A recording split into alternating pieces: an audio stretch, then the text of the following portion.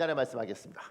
이스라엘아 들으라, 우리 하나님 여호와는 오직 유일한 여호와이시니 이스라엘아 들으라, 우리 하나님 여호와는 오직 유일한 여호와이시니 너는 마음을 다하고 뜻을 다하고 힘을 다하여 내 하나님 여호와를 사랑하라. 너는 마음을 다하고 뜻을 다하고 힘을 다하여 내 하나님 여호와를 사랑하라. 신명기 6장 4절 5절 말씀. 신명기 6장 4절 5절 말씀. 우리 기도하겠습니다.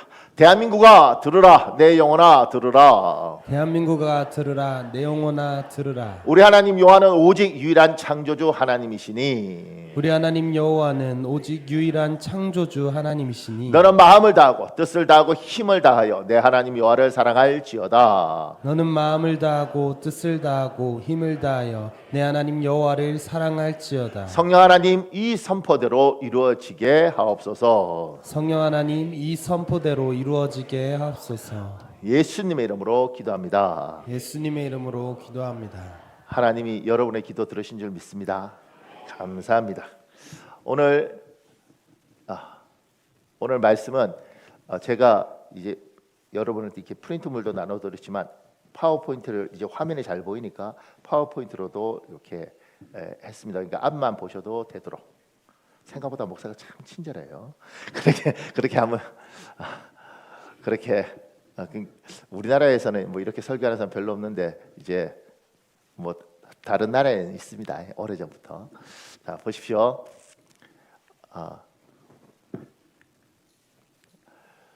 시작을 이렇게 했습니다. 사무엘상 2장은 한나가 아들 사무엘을 주신 하나님께 드리는 감사와 찬양의 기도로 시작합니다. 이어서 제사장 엘리의 아들 홈리와 비느하스의 극심한 타락상이 그려집니다. 이들은 하나님의 제사를 멸시하고 제물을 강탈하며 회막물에서 수종드는 여인들과 부도덕한 관계를 맺는 등 악행을 저지릅니다. 이와 대조적으로 어린 사무엘은 성실하게 하나님을 섬기며 영적으로 성장하면서 하나님과 사람들에게 점점 더 은총을 받습니다. 엘리에게 아들들이 있는 겁니다. 홈리와 비느하스 두 아들, 그러니까 진짜 아들인 거죠. 그리고 양자는 아니지만 꼭 이렇게 하나님의 성전에 드려진 아이가 있는데 그 아이가 사무엘인 겁니다. 그러니까 홈리와 비느하스와 사무엘이 대조적입니다. 요 두 사람의 이야기를 하려고 하는 거예요. 총 세 사람이죠. 그러니까 두 부류의 사람에 대한 이야기를 하려고 하는 겁니다. 늙은 엘리가 아들들의 제약을 듣고 책망하지만 이미 때는 늦었습니다. 홈리와 비느하스는 아버지의 충고를 듣지 않습니다. 결국 하나님의 사람이 엘리에게 나타나 하나님보다 아들들을 더 중히 여긴 죄를 꾸짖으며 엘리 가문에 임할 심판과 두 아들의 죽음을 예언하고 하나님께서 자신을 위해 충실한 제사장을 일으키실 것임을 선포합니다. 경고하는 겁니다. 하나님이. 사무엘상 2장 중 엘리 제사장의 아들 홈리와 비느하스를 책망하는 부분과 사무엘의 지속적 성장을 다룬 부분을 살펴보면서 우리를 향한 하나님의 뜻을 찾아보겠습니다. 오늘 설교 말씀을 듣는 가운데 하나님의 은혜가 여러분 가족에게 충만히 임하시기를 예수님 이름으로 축복합니다. 아멘. 고맙습니다. 그 밑에요. 동그라미 1번에요. 엘리 제사장의 아들은 두 명입니다. 홈리와 비느하스예요. 사무엘상 1장 3절 여러분 읽어보십시오. 시작. 엘리의 두 아들 홈리와 비느하스가 여호와의 제사장으로 거기에 있었더라.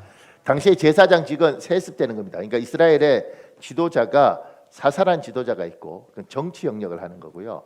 그 다음에 하나님과의 관계에서 성막에서 예배를 인도하는 사람도 있는 거예요. 제사장인 거예요.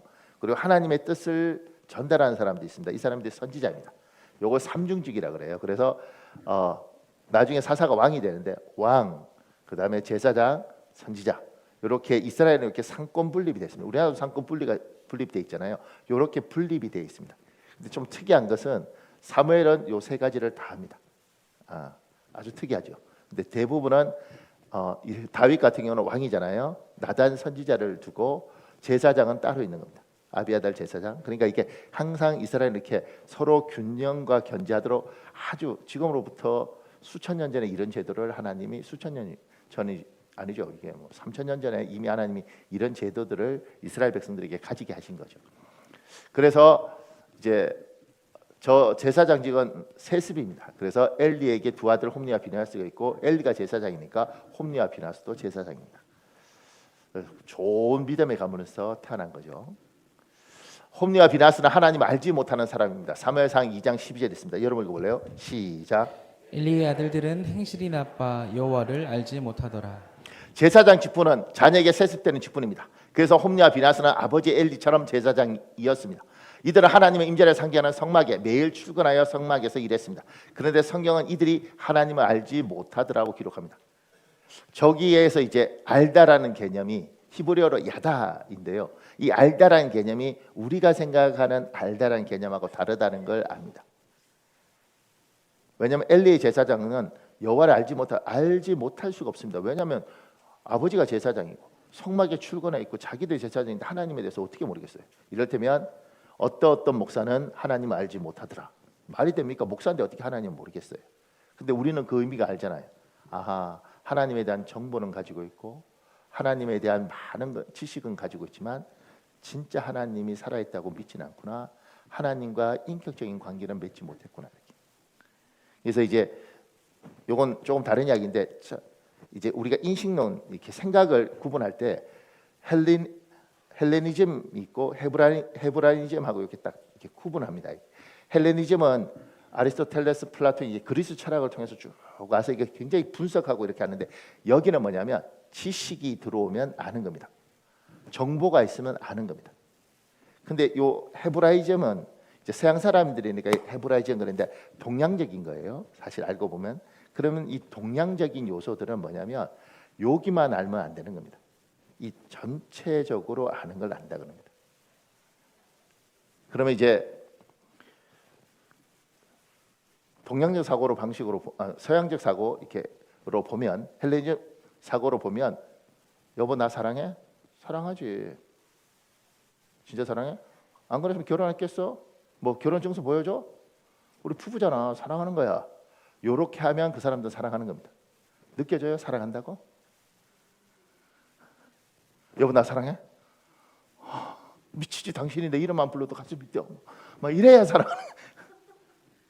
이해 안 가세요? 그러니까 이게 우리가 여러분과 제가 뭘 이렇게 알고 있다는 것을 안다고 생각하는 사고방식이 성경적인 게 아니라는 겁니다. 제가 전에 에버랜드에 뭐 때문에 갔다가 그 앞에 입구에서 그 예쁘게 생긴 그 뭐 안내하는 애들이 모자 쓰고 예쁘게 옷 입고 장갑 끼고 막 이렇게 반갑습니다. 고객님 재밌게 놀다 가세요. 에버랜드입니다. 뭐 이러는데 나는 어떻게 그렇게 무표정 에버랜드입니다. 저국에 놀다 가세요. 하나도 안 즐거워. 외운 거죠 멘트를. 그리고 그냥 직업상 하는 겁니다. 그거 하고 잘 오셨어요. 이거 하고 다르지 않겠습니까? 그러니까 성경에서 안다 그럴 때는 정보를 듣고 뭐 있어서 그런가 보구나 이게 안다가 아니라는 겁니다. 저 사람들은 홈리와 비나스는 제사장이고 그런 믿음의 집안에 태어났고 이스라엘 사람들이고 매일 성막에 어떻게 보면 우리로 치면 교회에 매일 출근하지만 성경은 제대 하나님 몰라. 그냥 하나님에 대한 여러 가지 정보를 갖고 있어. 자료를 갖고 있고 우리는 그걸 하나님을 안다고 하지 않습니다. 하나님을 안다는 것은 하나님과의 인격적인 관계를 맺고 하나님에 대해서 경외하고 섬기고 이런 것들을 안다 그런 거죠. 그러니까 다른 거예요. 저게 믿음에도 적용됩니다. 저 사람 믿음이 있어. 믿음이 없겠어요? 교회 오는데? 그러고 하고 믿음이 있어. 그랬을 때 그 온몸으로 반응하는 거 다르죠. 그래서 여러분 질문해야 됩니다. 나는 하나님을 아는가? 자 보세요. 여기서 아주 중요한 점이 있습니다. 성경에서 하나님과 사람의 관계에서 안다는 것은 단순한 정보나 지식이 아니라 온몸으로 경험한 체험적 지식을 의미합니다. 단순히 하나님에 대한 정보를 알고 있는 것과 차원이 다른 알미입니다. 그래서 조 문장이 굉장히 충격적이에요. 여러분은 하나님이 한 분이신 것을 믿으니 잘하는 일입니다.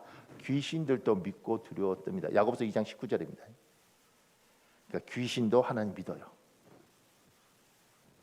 우리도 하나님 믿어요. 저 때 이제 믿는다는 게 안다는 건데 귀신들도 하나님 알아요. 우리도 하나님 알아요. 근데 저들의 아는 것과 우리의 아는 것이 동일하면 저들이 믿는 것과 내가 믿는 것이 동일하면 우리는 귀신 정도의 수준밖에 믿음이 아닌 겁니다. 그 믿음은 구원 못 받아요. 그렇게 알면 구원 못 받아요. 귀신들도 그 정도의 정보는 충분히 알고 있다는 것입니다. 다시 말해 귀신도 그 정도의 믿음은 가지고 있다는 것입니다.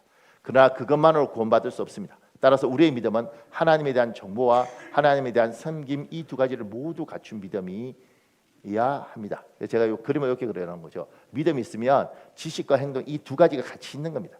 저 사람이 하나님을 믿으면 하나님에 대해서 알 뿐만 아니라 저 행동이 저 모습이 하나님을 아는 사람이에요. 이 두 가지가 같이 있을 때 우리가 아하 저 사람 믿음이 있어. 저 사람 하나님을 알아. 이렇게 이야기합니다. 홈리와 비나스는 요것만 있는 거예요. 그러니까 네가 하나님을 알면 행동이 절대 그럴 수 없어. 어떻게 그래? 이렇게 하나님이 판단하는 겁니다. 믿음의 사람은 절대 이렇게 살 수 없어. 잠시 삐뚤어질 수 있지만 회개할 수밖에 없고 갈등할 수밖에 없고 결국 이 두 가지를 가지고 있어요. 그러니까 우리가 지금 이제 한국 교회를 우리 이야기할 때 저 전에 그 이야기 안 했나요? 교회 다니는데 둘이 싸우던데 누가 권사고 누가 집사야? 막 권사님 집사님 막 이러던데 보면 몰라?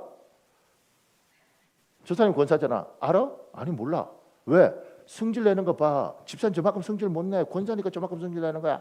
이게 저게 권사야. 이렇게 말하는 것. 그게 이제 세상 사람들이 보고 있는 거잖아요. 그러니까 왜 저렇게 됐지? 그러니까 하나님에 대해서 교회에 대해서 이게 있지만 이게 제대로 몸으로 체화되지 않아서 우리가 생각할 때 아니 저렇게 더 세고 저렇게 더 성질내고 뭐 저렇게 길길이 뜨고 저렇게 성질내는 사람이 교회 직분이 더 높다는 게 이게 말이 되냐고. 그냥 이렇게 봐도 아무리 봐도 교회 다니는 사람 같으세요. 교회 다녀요. 어떻게 하셨어요? 아니요.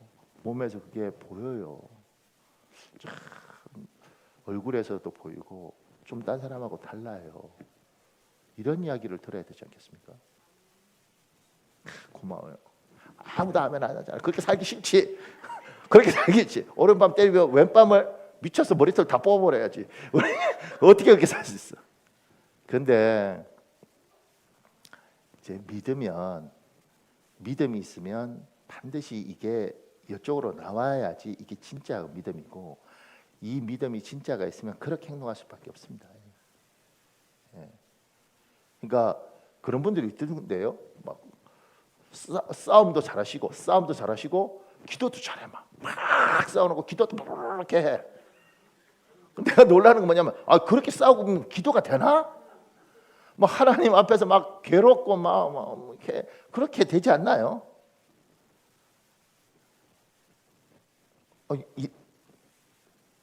저 같은 경우는 뭐 어떠하든 제가 뭐 죄짓거나 뭐 이렇게 하면 뭐 난 사람 아닌가요? 뭐 이렇게 하여튼 뭐 누구 미워하든 뭐 하여튼 뭐 전화로 누구 욕을 하든 뭐 이렇게 했잖아요.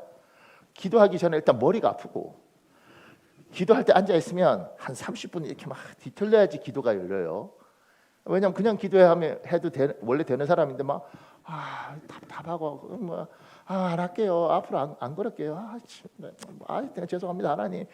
미안합니다. 이렇게 하고 그러니까 그렇게 인생을 살다 보니까 사람이 자꾸 바뀌는 거죠. 왜냐하면 죄 짓고 나서 하나님과의 관계가 회복되는 게 시간이 더 많이 걸리니까 차라리 이게 어려우니까 내가 그냥 내가 너 봐준다 내가. 그리고 하나님 앞에 오면 하나님 나 잘했죠 이렇게 되잖아요. 그러니 믿음이 있으면 이게 몸으로 이렇게 드러나야지 진짜 믿음이지. 믿음이 있다 그러는데 이쪽은 하나도 없는 건 어리일 수 있지만 아무리 봐도 시간이 지나도 잘하지 않고 성숙하지 않으면 저 사람은 믿음이 없는 거예요. 자기가 믿음이 있는 줄 아는 거죠. 왜냐하면 절대 하나님이 그렇게 놔두지 않습니다. 그래서 교만 부리고 뭐 이렇게 하다가 한 번씩 두들겨 맞아 봐야지. 그리고 제가 이렇게 하죠. 하나님 한번 맞아보십시오. 저분 무섭습니다. 안 맞아봐서 그러죠. 하나님 회초리 들면 무섭습니다. 정신 바짝 차리도록 하시죠.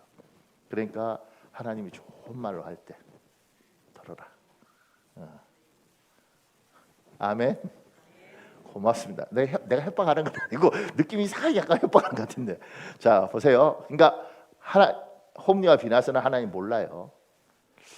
그러니까 안다 모른다, 믿음이 있다 없다 이런 것들이 우리가 생각하는 개념하고 성경이 좀 다른 거죠. 좀 더 봅시다. 우리는 홈리와 비나스 이야기를 통해 하나님 안에, 하나님 안에 있죠.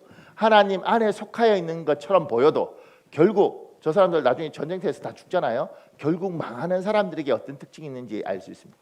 홈리와 비나스는 망했습니다. 제사장인데도 아버지가 제사장이에요. 대를 이는 제사장이에요. 믿음의 3대, 4대, 5대 뭐 이런 거겠죠. 그런데도 망해요. 하나님 안에 있는데 망해요. 어떻게 예수 믿는데 망할 수 있어? 사무엘상 2장 25절 있습니다. 여러분 읽어볼래요? 시작. 사람이 사람에게 범죄하면 하나님이 심판하시려니와 만일 사람이 여호와께 범죄하면 누가 그를 위하여 간구하겠느냐 하되 그들이 자기 아버지의 말을 듣지 아니하였으니 이는 여호와께서 그들을 죽이기로 뜻하셨음이더라. 망하는 사람은 안 듣습니다. 귀에 안 들려요. 망하는 사람들의 특징은 영적으로 귀머거리입니다. 그러니까 육적으로는 귀가 열려 있는데 영적으로 보면 이게 귀머거리들이에요. 그래서 망하는 사람들은 홈리와 비나스처럼 들으면 피가 되고 살이 되는 충고를 외면합니다. 더욱 놀라운 것은 뭐냐면 망하는 사람은 꼭 들어야 할 말에는 귀를 닫으면서도요, 정작 듣지 말아야 할 말에는 귀가 쫑긋합니다. 기억도 잘합니다. 제가 놀라는 건 전 세계에서 어느 나라든지 욕을 가르치면 확 기억합니다. 우리나라 말 가르쳐줘도 모르잖아요. 제가 이스라엘에 이렇게 뭐 한 6개월 살았는데 살 때는 유럽 애들하고 같이 있었습니다. 키부츠에서. 그런데 한 20여 개국 애들하고 이렇게 같이 뭐 있었는데 그때 걔들이 뭐 한국어 어떤 나라에 그때 한국 잘 몰라요. 근데 한국이 뭐야 이렇게 하면서 이제 우리나라 말 이제 우리나라 글씨 보고 굉장히 신기하게 하더라고요. 이게 네모나테 막 이게 어떻게 네모나지? 근데 걔들 보기엔 네모나더라고요. 근데 네모나테요. 그리고 또 하나는 뭐라고 이야기하냐면 뭐 가르쳤는데 우리말 안녕하세요 이런 거 해도 기억 못해요 걔들. 근데 누가 용서하십시오 개새끼야 근데 그냥 다 기억해. 더 놀라고 막 걸어다니면서 개뭐 이러는데 걔들 너무 재밌는 거죠. 우리 애들도 중국에서 살았잖아요. 그러니까 중국어 이렇게 배우고 이렇게 하는데 욕을 가르쳐 줬는데 우리 애들이 욕을 얼마나 빨리 배우는지. 그래서 우린 중국인들 사역자도 있으니까 그러거든요. 목사님 저기 우리 애들한테 우리 그때 걔들 유치원 다니고 그랬는데 쟤들한테 그 말 하지 말라고 뭐 그 말 하면 중국 사람들한테 난리 난다고. 근데요 다른 단어는 가르쳐도 까먹는데 그건 안 까먹어요. 그러니까 제가 이렇게 보면 복이 있으면 분별력이 있어서 안 들을 말을 저거 들으면 안 되는데 이런 생각이 들어서 왜 저러지 이렇게 받아치는데 그러지 않으면 이상하게 망할 이야기가 속이 답니다. 그래서 사기도 당하고 그래서 이상한 행동도 하고 그렇게 하는 거예요. 근데 생각보다 공부 많이 한 영적 귀머거리들 많습니다. 좋은 학교 나온 영적 귀머거리들 많습니다. 좀 더요. 망하는 사람들의 또 다른 특징은 꼭 들어야 할 충고를 어릴 때 제대로 듣지 못하고 자란 경우가 많습니다. 엘리 제사장의 두 아들에게 너무 늦게 충고합니다. 교훈과 충고는 어릴 때 해야 효과가 있습니다. 특히 하나님을 경외하는 올바른 자세는 어릴 때 가르쳐야 합니다. 그러나 엘리는 그 시기를 놓쳤습니다. 잠언 22장 6절 여러분 읽어볼래요? 시작. 마땅히 행할 길을 아이에게 가르치라. 그리하면 늙어도 그것을 떠나지 아니하리라. 이게 애들이 좀 머리가 커졌는데도 복음을 전해서 믿고 따라오면 걔는 진짜 복이 있고 그 부모는 더 복이 있어요. 근데 아이들이 나이가 좀 들어가면 자기 생각이 생기기 시작하면 그러면 하나님에 대한 입력이 잘 안 됩니다. 왜냐하면 불편해요. 그래서 초등학교까지 괜찮다가 중학교, 고등학교 하면 점점 교회가 싫어지는 게 뭐냐면 내 마음대로 살고 싶은 사람들에게 내 원하는 대로 살고 싶은 사람들에게 자기 시간을 투자해서 하나님께 예배하고 자기가 하고 싶은 대로 못하고 성경대로 살라 그러고 굉장히 불편한 겁니다. 받아들이기 싫어요. 어렸을 때는 그런가 보다 하는 거죠. 그래서 하나님이 어렸을 때 말씀을 심어라. 그 기회를 살려라. 우리 잘 못 살리죠. 그리고 나이 들어서 하나님 말씀을 받아들이는 애는 복이 있는 애입니다. 그러지 않으면 고생 많이 해야 됩니다. 고생 많이 하면 사람은 마음이 낮아지더라고요. 그러면 그때 들립니다. 그래서 제가 좋은 말 할 때 하나님 배우면 참 복이다. 우리 애들 보면 고생하게 생긴 애들 있지 않습니까? 그러니까 부모가 기도해야 됩니다. 하나님, 저 아이들이 좀 좋은 사람들 만나서 내 말은 안 들었더라도 그 사람 이야기를 들으면서 그래서 하나님 믿어야 되나? 그래, 엄마 아빠가 자꾸 그랬는데 안 들렸는데 저 사람 이야기 들으니까 믿어야 될 것 같아. 이런 복이 여러분과 저의 가정에 있기를 예수님 이름으로 축복합니다. 그래서 잠언 22장 6절 마땅히 행할 길을 아이에게 가르치라. 그리하면 늙어도 그것을 떠나지 아니하리라. 자, 여기까지만 먼저 정리합시다. 경청은 축복의 통로입니다. 다른 사람의 말, 특히 지혜로운 충고에 귀를 기울이는 것은 축복으로 이어지는 길입니다. 경청하지 않는 건 교만함의 표현입니다. 망하는 사람들에게 대표적인 특징 중 하나입니다. 홈리와 비나스에 대해서 그들이 듣지 아니하였으니 이는 여호와께서 그들을 죽이기로 뜻하셨습니다. 우리는 영적 기머리가 되지 않도록 기도해야 됩니다. 사랑하는 여러분, 제가 축복할게요. 여러분은 영적 기머리가 되지 않기를 예수님 이름으로 축복합니다. 들을 걸 들어야 됩니다. 그러니까 제가 우리 교인들 특징 중에 하나는 우리 교인들 중에 참 우리 교회 등록한 많은 사람들은 100% 그 이야기를 합니다. 목사님 설교를 들으면 꼭 제 이야기처럼 들려요. 그리고 주일마다 목사님이 저에게 있었던 일들을 해요. 이렇게 이야기하고 우리 교회 등록한 사람이 대부분이에요. 안 그런 경우도 있죠. 나는 늘 이걸 들으니까 기대해서 어떤 청년한테 너는 왜 우리 교회를 기대했니? 그러면 걔가 목사님 설교를 했는데 그게 다 제 이야기에서 이럴 줄 알았는데 그게 아니고 집 가까웠어요. 아주 사람 겸손하게 만들어주는 애도 있어요. 근데 하나님 이야기가 하나님이 주일날 설교 말씀 제가 뭐 특별한 이야기 하겠어요. 그런데 그냥 설교하는데 그게 들릴 때 저 이야기 내 이야기인데 내가 고민했는데 이게 답이네. 하나님 말씀을 듣는 가운데 그게 들리는 겁니다. 그런데 누구는 못 들어요. 누구는 들리는 겁니다.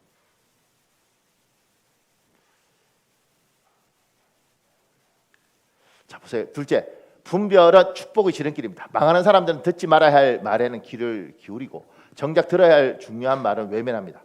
그래서 우리는 분별력을 위해 기도해야 됩니다. 사랑하는 여러분, 여러분에게 분별의 능력이 있기를 예수님 이름으로 축복합니다. 그러니까 듣지 않을 말은 듣지 않아야 됩니다.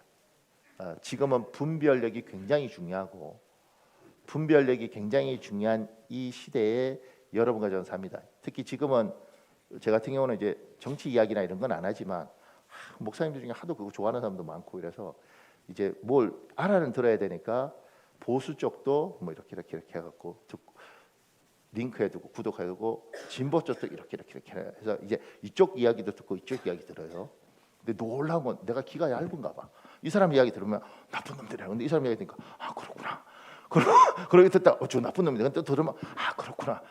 그러다가 나중에는 무슨 생각이 드느냐면 우리 성도들이 걱정되더라고. 야, 나도 이렇게 힘든데 성도들은 얼마나 힘들까? 그리고 듣다 보면 나쁜 놈들 이렇게. 그리고 이게 듣다 보면 나쁜 놈들. 그리고는 기도가 열리겠냐고. 그래서 저도 이제 제가 우리 조국 사랑하죠. 나라 위해서 기도하다가 그 걱정되니까 이것도 듣고 이것도 듣다가 제가 그 생각이 들더라고요. 내가 국회의원도 아니고 나는 그냥 투표나 하나 할 뿐인데 내가 이거 걱정하다가 설교도 못하고 이거 걱정하다가 영적으로 내가 죽겠다. 분별력이 생긴 겁니다. 기도하고 나는 열심히 성경을 읽고 성도를 위해 기도해야겠다. 여러분들이 지금은 제가 보면 너무 이 말 저 말 들으면서 이게 분별력이 말을 들을 때 옳고 그름을 분별하는 능력도 필요하고 이 말에 내가 관여해야 될지 관여해야 되지 않아야 될지도 분별해야 되는 겁니다. 관여해야 되지 않으면 기도하고 여러분의 마음을 잘 지켜야 됩니다. 그러지 않으면 여러분이 누구 미워하다가 죽어요.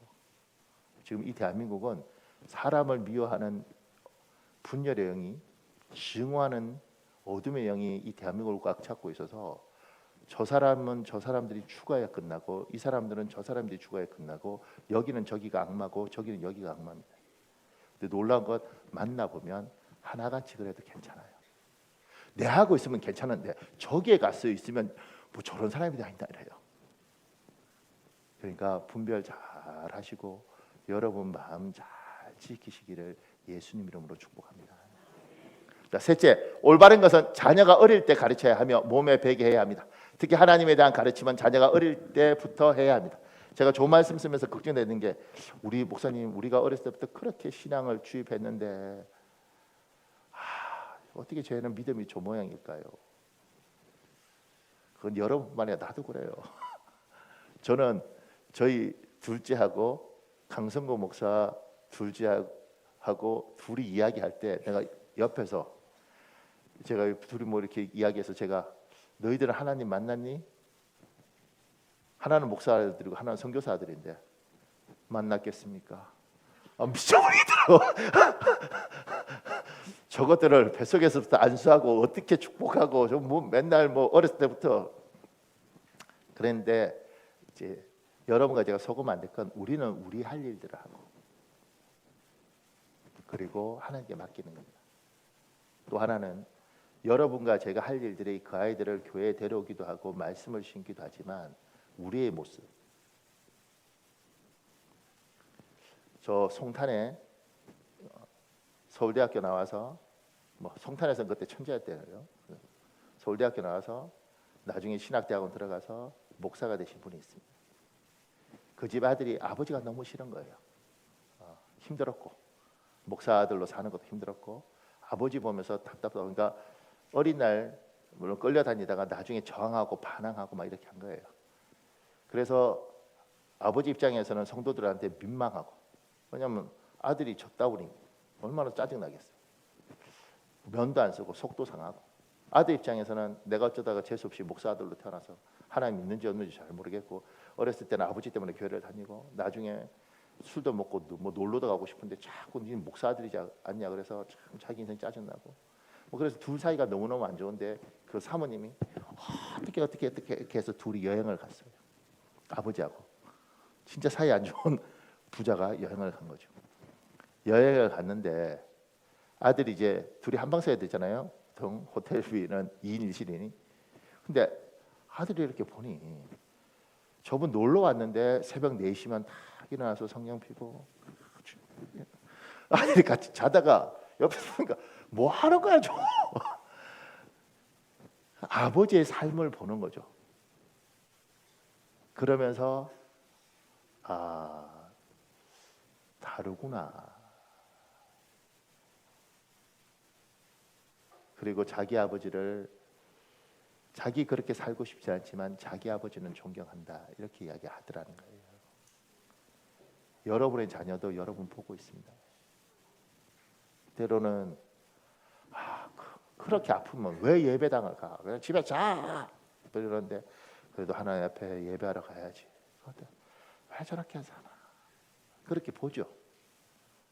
짜증도 나고 성질도 내고 뭐 우리 집이 예수 믿는다고 잘 사는 것도 아닌 것 같은데 뭐 그러던 아이들이 엄마의 인생을 다 보고 그러다가 어느 날 내가 죽을 때까지 하나님 날 부를 때까지 그 아이가 믿음으로 서 있는 걸 못 보는데 어느 날 그 아이가 엄마 장례식장에서 우리 엄마 믿었던 저 하나님을 내가 믿어야 우리 엄마 만나러 가겠지. 그리고 믿음이 들어가는 거예요.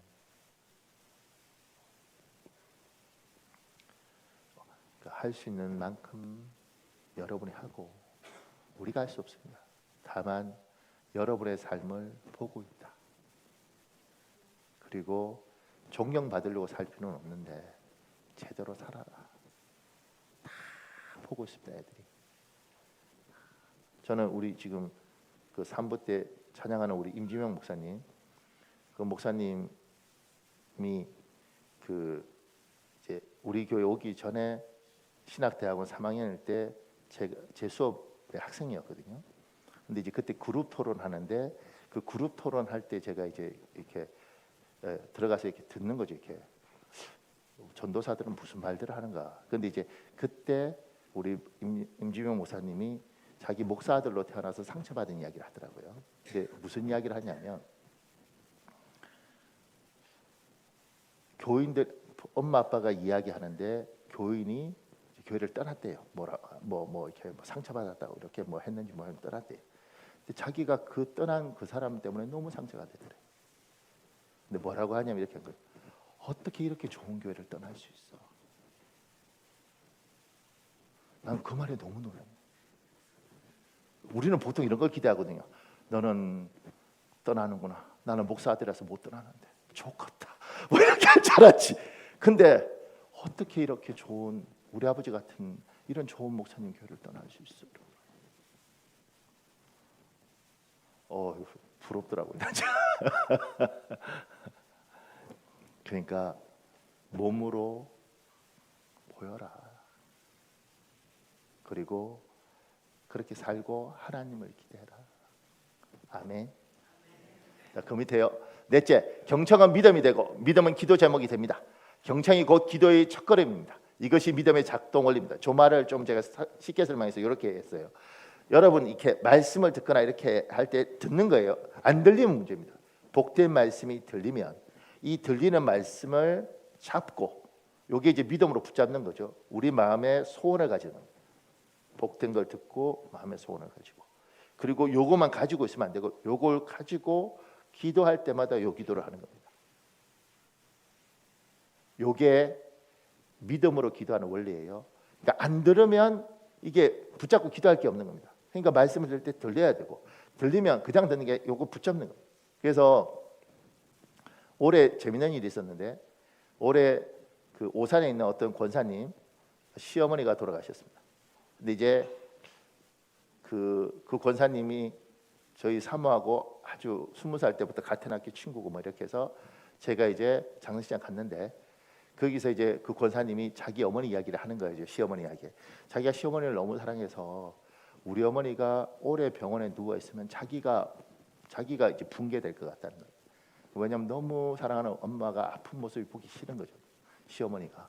그러니까 이렇게 곱게 좀 이렇게 자기가 그 기도를 하나님 앞에 늘 했는데 하나님 그 기도를 뭐 들어주고 안 주고 하나님의 뜻이지만 하나님 들어주셨어요.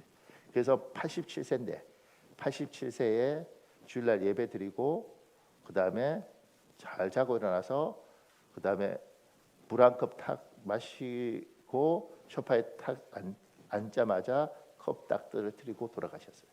하나도 안 아프시고 그냥 그렇게 탁 가신 거죠. 그래서 그 이야기를 듣고 저한테 그러더라고요. 목사님 목회에 도움되는 이야기라서 내가 목사님도 이렇게 해요. 그리고 이제 장례식장에서 내한테 이야기하더라고요. 그래서 제가 들으면서 아멘. 근데 그거 들을 때 하나님 우리 교인들도 이렇게 제가 마음이 생기더라고요. 그래서 이제 주일날 설교할 때 이제 그 이야기를 철야 때 이제 주일날 이제 제가 이야기를 했죠 이렇게.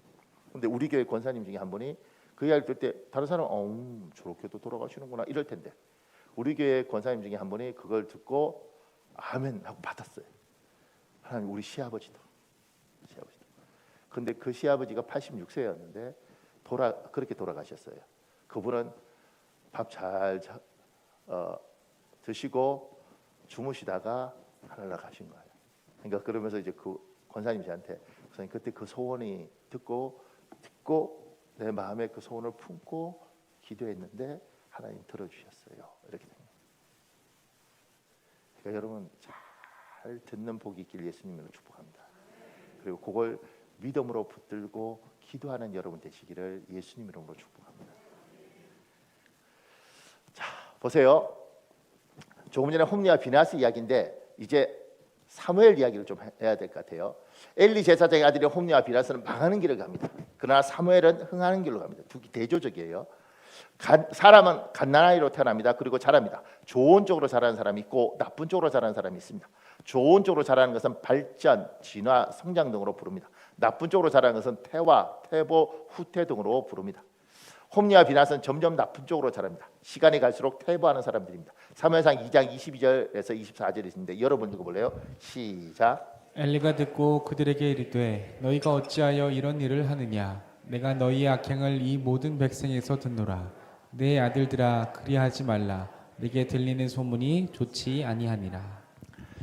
사무엘은 점점 좋은 쪽으로 자랍니다. 시간이 갈수록 성장하는 사람입니다. 사무엘상 2장 26절 있습니다. 여러분 읽어볼래요? 시작. 사무엘이 점점 자라매 여호와 사람들에게 은총을 더욱 받더라. 보세요. 홈리와 비나스는 좋은 집안에서 좋은 것을 많이 가지고 태어난 사람들입니다. 많이 축복받고 태어난 사람들입니다. 사무엘은 홈리와 비나스에 비하면 초라하게 태어난 사람입니다. 심지어 젖되고 얼마 되지 않는 어린 나이에 부모에게서 떨어져 엘리 제사장 집안에서 도부살이를 합니다. 척박한 인생입니다. 그런데 많은 축복을 받고 태어난 홈리와 비나스는 망합니다. 초라하게 끝납니다. 전쟁터에서 죽잖아요. 그러나 도부살이 인생 사무엘은 제사장이 됩니다. 선지자가 됩니다. 사사, 왕이 됩니다. 이스라엘 민족의 복이 됩니다. 사랑하는 여러분, 여러분과 제가 속으면 안 되는 건 우리는 공평하게 태어나지 않습니다. 하나님은 공평하신 분이지만 여러분과 저는 태어날 때 하나님 안 믿고 태어났고 우리는 공평하게 태어나지 않습니다. 그러니까 사람마다 다 다르게 태어났고 누구는 심하게 축복받고 태어났습니다. 외형도 너무너무 뛰어난데 소프트웨어도 대단한 걸 갖고 태어났고 심지어 청음이나 이런 것도 되고 아주 좋은 집안에 전부 저런 복을 받고 태어나 이런 사람도 있는 겁니다. 누구는 뭐 저렇게 태어났나 외모고 뭐고 참 볼품 없는데 이 두뇌도 뛰어나지 않아서 이거 뭐 10번을 외우는 게 아니라 100번을 외워도 영어 단어가 안 외워지는 그런 사람도 있습니다. 이 달라요. 그러니까 이렇게 태어난 것에 대해서 누구는 원망해도 저는 어떡하겠냐. 억울하게 태어났지만 네 부모가 그랬고 네 부모가 더 억울하지만 네 조상이 그랬고 그러니까 너는 그렇게 태어난 거지. 네 인생이 억울하다고 외칠 수 있고 이 더러운 세상에 말할 수 있다. 그런데 그렇게 태어난 거다. 너는 참 복되게 태어난 거다. 그러니까 이 세상은 처음부터 공평하지 않아 이렇게.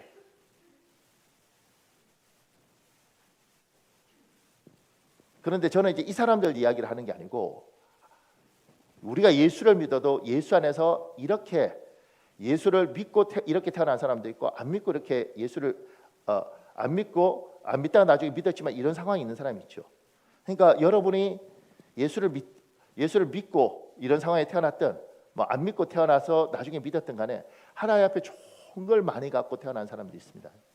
그러면 첫째는 감사하고 둘째는 그 복 잘 지키시기를 예수님 이름으로 축복합니다.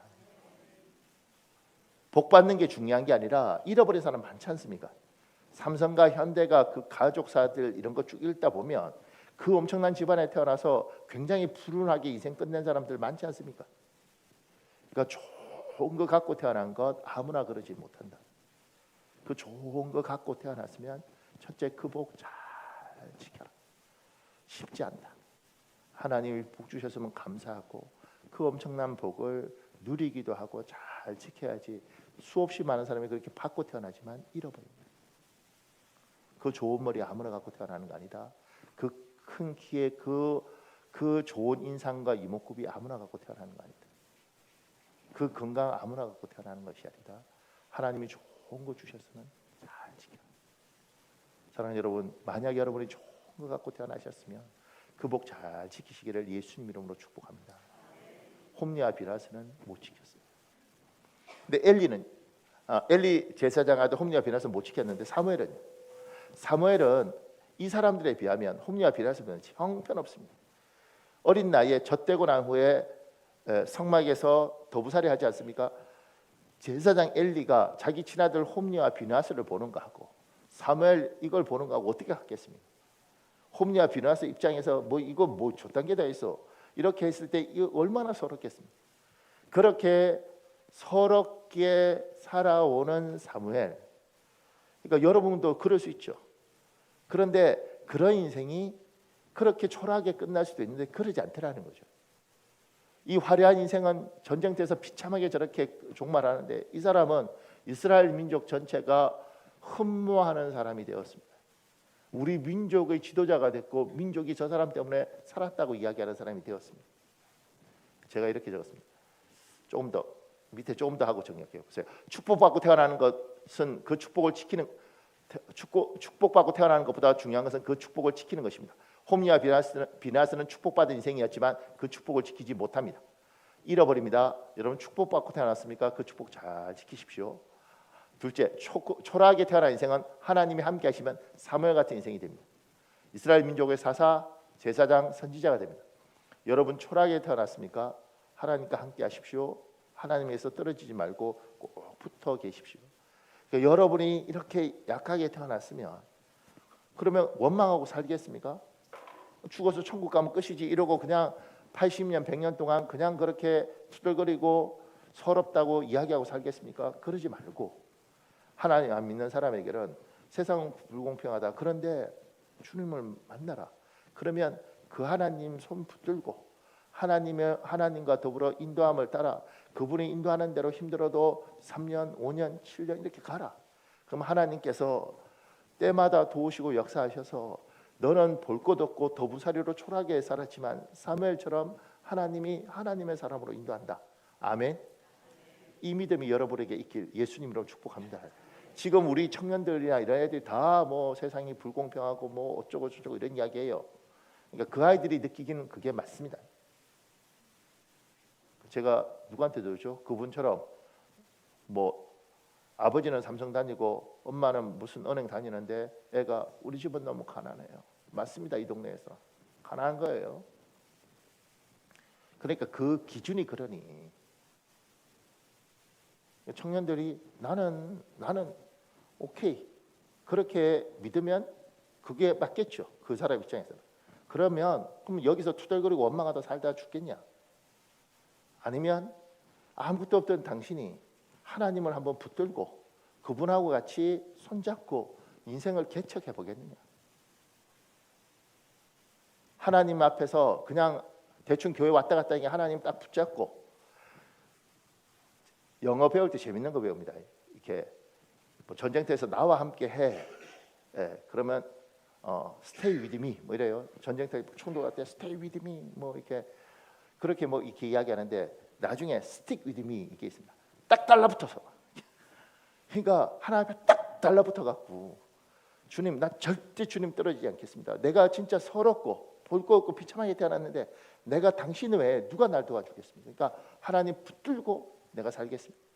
남들은 30분 기도하면 난 2시간 기도하고 남들은 대충 살아도 난 죽도록 살겠습니다. 하나님 당신이 내 백이 되셔서 내 인생 한번 도와주십시오.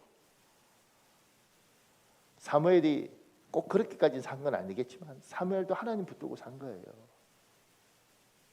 여러분과 저도 특히 청년들 중에 미래가 없으면 그렇게 사는 겁니다. 그거 하나님 붙들고 하나님 나도 그렇게 사는 겁니다.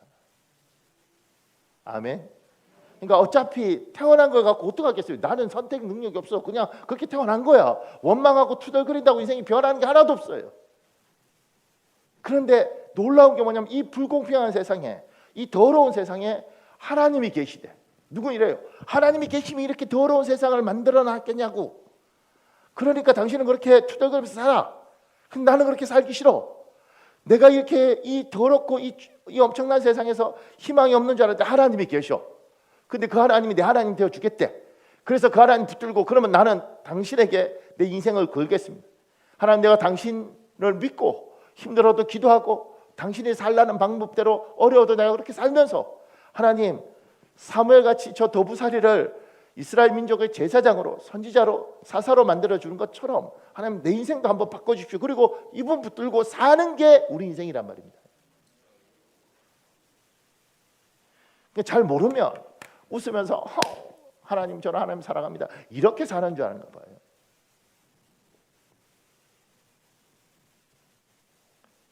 우리 교인들 기도해 주는 거 내가 고마운데요. 그러니까 그렇게 기도하는 겁니다. 온 몸의 창자를 비틀어 가면서 표현이 좀 그러죠. 근데 이렇게 절절하게 기도하는 건 내가 이 세상에서 너무 힘들고 너무 서럽고 비참한데 나는 방법이 없어. 확 죽어버리는 거 빼놓고는 이 세상에 어떻게 탈출할 방법이 없어. 근데 죽을 수도 없어. 자식 새끼도 있고 내 부모도 있고 난 살아갈 수밖에 없는데 내 능력은 안 돼. 왜냐하면 쟤들은 너무 뛰어나. 나는 태어날 때부터 그렇게 뛰어나지 않아. 그냥 평범해. 그럼 내가 어떻게 살아야겠어? 하나님 붙들고 나의 백은 당신밖에 없고 내가 비빌 얻은 당신밖에 없으니까 하나님 나 좀 살려달라고. 당신 살아있지 않냐고.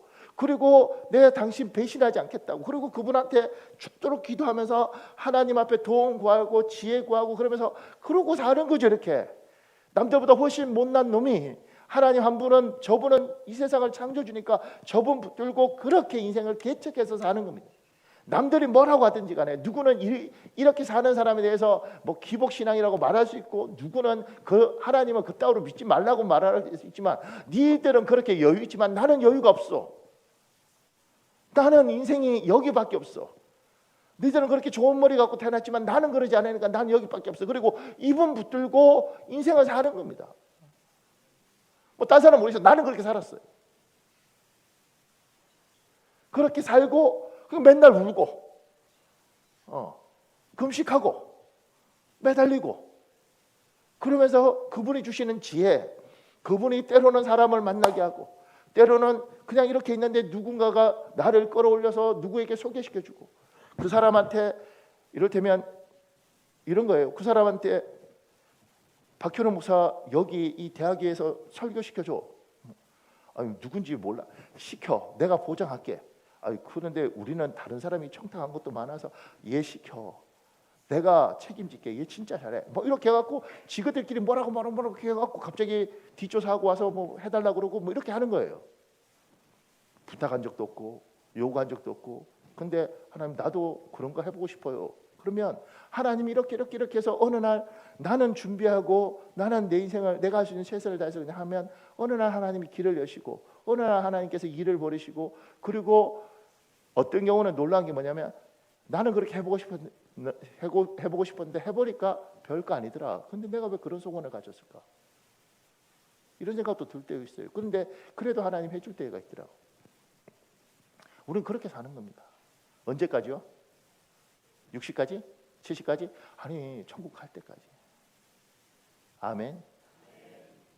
그리고 우리 교회는 그렇게 살아온 사람들 있지 않습니까? 그리고 전쟁처럼 산 사람들 있잖아요.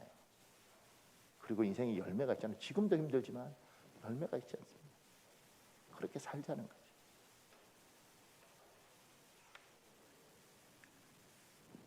셋째는요. 믿음의 조상 아브라함도 하나님 만나기 이전엔 초라한 인생이었습니다. 근데 하나님이 아브라함 만났잖아요. 그리고 아브라함이 복 주세요. 그리고 이렇게 말씀하시는 거예요. 아브라함은 반드시 크고 강한 나라를 이룰 것이며 땅 위에 있는 나라마다 그로 말미암아 아브라함으로 말미암아 복을 받게 될 것이다. 초라한 인생 아브라함 하나님 만나 주시고 너 때문에 땅에 있는 나라마다 복을 받게 될 거라고 이야기해요. 하나님을 만나고 크고 강한 나라를 아브라함이 이루죠. 그리고 아브라함을 통해 땅에 있는 나라마다 복을 받습니다. 사랑하는 여러분, 하나님께 복 받으셨습니까? 그러면 아브라함처럼 그 축복 주변 사람에게 흘러가게 하십시오. 그것이 여러분을 복 주신 하나님의 뜻입니다. 남들이 볼 때 별거 아니지만 여러분 아시지 않습니까? 내가 어떻게 살았는데 그럼 나처럼 열심히 산다고 이만큼 오나? 그런데 남들이 볼 땐 별거 아니지만 참 하나님이 나한테 많이 주셨다. 그러면 눈을 열어서 그러면 사람 살려줘야지. 나도 누가 살려줘서 왔는데 그럼 하나님 내가 사람 살리는 도구로 살겠습니다. 그래서 사람 살릴 생각을 하는 겁니다. 나 통해서 누가 사는 겁니다. 무리하게 하지는 말고 제가 늘 부탁 무리하게 하지 말고 당신이 할 수 있는 것들을 하는 거다. 전화 한 통에 누군 살고 밥 한 끼에 누가 힘을 내더라. 우리 교회에 소박하지만 복 받은 사람들 많이 있는 줄 믿습니다. 그러면 그 복 반드시 흘려보내시는 여러분 되시기를 예수님 이름으로 축복합니다. 참고로 제가 이렇게 말하니까 안 그래 목사님 우리는 그런 거 잘 안 해서 이렇게 뭐 야단치듯이 하시는 건 아니에요. 우리 성도들 참 괜찮습니다. 얼마 전에도 누가 저희한테 50만 원 이렇게 갖고 와서 누구 주라는 거예요. 어떤 집 그러니까 자기가 주면 안 되니까 내가 보기에 자기도 어려운데 그리고 힘내게 해달라고 전달하는 겁니다. 누가 우리 양수정 선교사 그쪽에 200만 원을 이렇게 한 거죠. 줬어요. 우리한테 전달해 달라고. 그래서 제가 성교부 줬는데 나도 누군지 몰라. 그래서 우리 사모가 받았으니까 우리 사모한테 누구야? 그러니까 자기도 모른대. 내가 어디서 받았어? 뭐 하늘에서 떨어졌어? 그러니까 제가 보면 그러면 그거 꺼내놓는 사람이 뭐 우리 교회에 무슨 뭐 재벌이 있어요? 뭐가 있어? 근데 우리 안단 말입니다. 어려운데 그래도 하나님이 이만큼 해주셔서 감사합니다. 그렇게 하는 거예요. 그래서 저는 이렇게 생각해요. 우리 교인들 중에 제가 이제 코로나고 뭐고 이렇게 있을 때 걱정되니까 우리 교인들 불러서 지금도 힘든 사람들이 많죠. 그런데 불러서 제가 집사님은 괜찮으세요? 그러면 내가 10명한테 물으면 9.9명이 말이 되는지 모르겠지만 하여튼 9.9명이 이렇게 이야기하는 겁니다.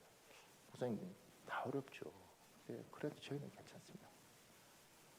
다 대부분 그렇게 이야기해요. 제가 아니 이게 무슨 말이 돼? 근데 왜 그러냐 이렇게 생각해 보면 하나님 앞에서 복을 흘려보내면 그 사람에게 주시는 하나님의 또 다른 위로가 있더라. 그러니까 내가 100만 원 도와줬으니까 하나님 1000만 원 준다 이런 개념이 아니라 하나님이 나를 통해서 복 주셔서 흘려보내면 하나님이 이렇게 저렇게 내 인생에 긍휼을 베풀더라. 그렇게 하나님이 하시더라는 거죠. 그러니까 여러분이 어렵지만 그리고 힘들지만 그렇게 흘려보내는 인생, 우리 교회 그런 사람들 많은데 그렇게 살아왔으면 천국 가는 그날까지 힘이 들어도 그렇게 사시다가 천국 가는 인생 되시기를 예수님 이름으로 축복합니다. 고맙습니다. 자 보세요. 성경에 복되게 등장하는 인물들의 공통된 특징이 있습니다. 자라갑니다. 성장합니다. 사무엘도 세례 요한도 우리 믿음의 모범이 된 예수님도 자라갑니다. 성장하는 거예요. 그래서 사무엘상 2장 26절 여러분 읽어볼래요? 시작. 아이 사무엘이 점점 자라매 여호와와 사람들에게 은총을 더욱 받더라. 누가복음 1장 80절은 세례 요한에 관한 이야기입니다. 여러분 읽어보세요. 시작. 아이가 자라며 심령이 강하여지며 이스라엘에게 나타나는 날까지 빈들에 있으니라. 예수 그리스도도 주님도 성장합니다. 이 땅에 태어나셨으니 누가복음 2장 52절 있습니다. 여러분 읽어볼래요? 시작. 예수는 지혜와 키가 자라가며 하나님과 사람에게 더욱 사랑스러워 가시더라. 그리스도인들의 책무, 의무가 성장입니다.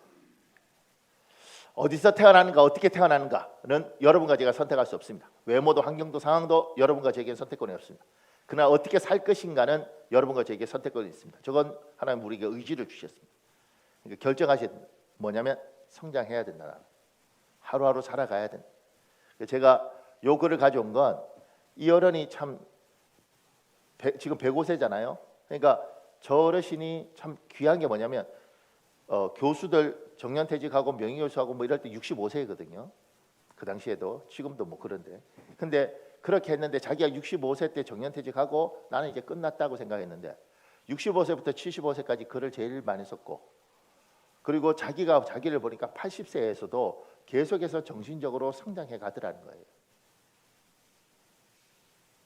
그러니까 하나님이 이 땅에서 어쩔 수 없습니다. 세월의 법칙을 두고 나이의 법칙을 두셨습니다. 태어난 사람은 반드시 죽습니다. 늙어서 죽습니다. 그런데 하나님이 우리에게 영적인 부분에서는 천국 가는 그날까지 계속해서 성장하도록 하나님 길을 열어놓은 겁니다.